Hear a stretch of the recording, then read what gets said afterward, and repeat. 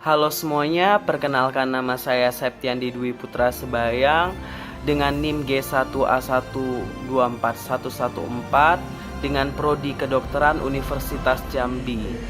Pada hari ini saya akan sedikit men-sharingkan pendapat saya tentang pertobatan ekologis di tahun Yubelium 2025 yang merupakan tema dari aksi puasa pembangunan Keuskupan Agung Palembang. Saudara terkasih, pada hari ini saya akan memberikan beberapa penjelasan bahwa ini adalah sesuatu yang menurut saya menarik. Karena bagi kita umat Katolik, kita tidak hanya beriman kepada Tuhan, kita juga melakukan aksi nyata dalam hal menjaga ciptaannya. Yang mana bumi tempat kita berpijak ini adalah anugerah dari Tuhan. Dari tanah yang subur, air yang mengalir jernih, udara yang begitu segar, langit yang begitu biru dan sejuk, dan semuanya itu berseri-seri.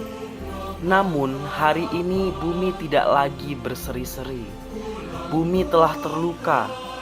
Ibu pertiwi ini sering dilanda bencana alam, banjir, tanah longsor, semua kebakaran hutan, polusi udara, kerusakan tanah yang gersang, air yang tercemar, dan banyak sekali bencana-bencana yang terjadi. Dan itu karena ulah manusia. Dalam pertobatan ekologis ini, kita diharapkan dapat menjadi umat Katolik yang dapat menjaga alam kita, terutama dalam 3 aspek, yaitu air, tanah, dan udara. Kita sebagai umat Katolik dalam rangka krisis ekologis ini harus berperan aktif dalam setiap tindakan untuk mengembalikan bumi sebagai ciptaan yang semula.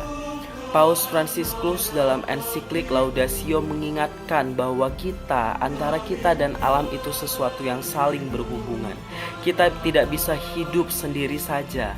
Kita harus menjaga lingkungan sekitar kita karena kita hidup berdampingan dengan hewan, dengan tumbuhan, dan tentunya dengan tanah, air, dan udara. Sehingga Keuskupan Agung Palembang menganggap bahwa tema ini sangat penting karena tentunya umat Katolik perlu untuk menjaga segala aset yang telah ada di bumi.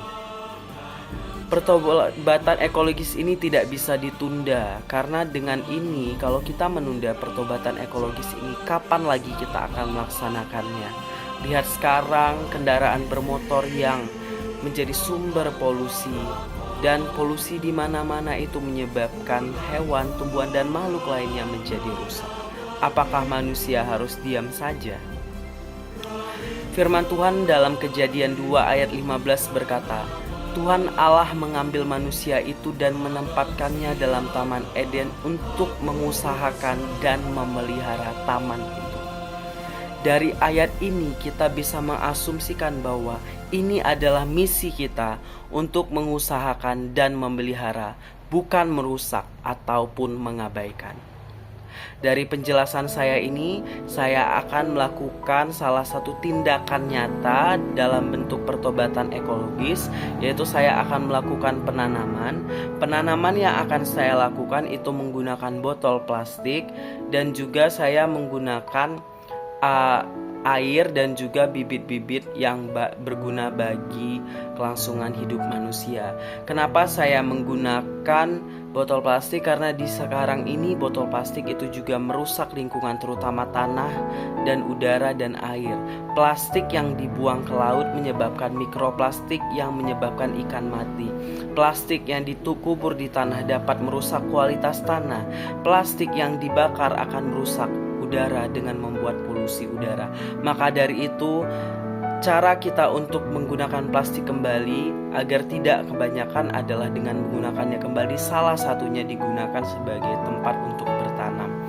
Nah, kenapa juga saya melakukan tindakan penanaman ini? Karena dengan kita menanam tumbuhan, dan dalam hal ini saya akan menanam cabai.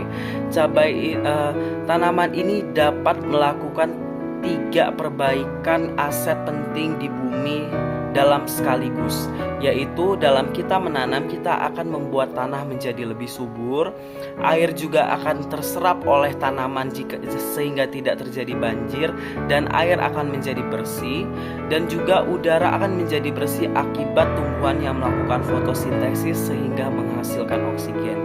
Besar harapan saya dari kegiatan menanam ini menjadi langkah awal saya untuk mewujudkan pertobatan ekologis.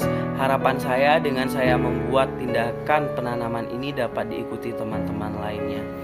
Langsung saja kita ke video penanaman.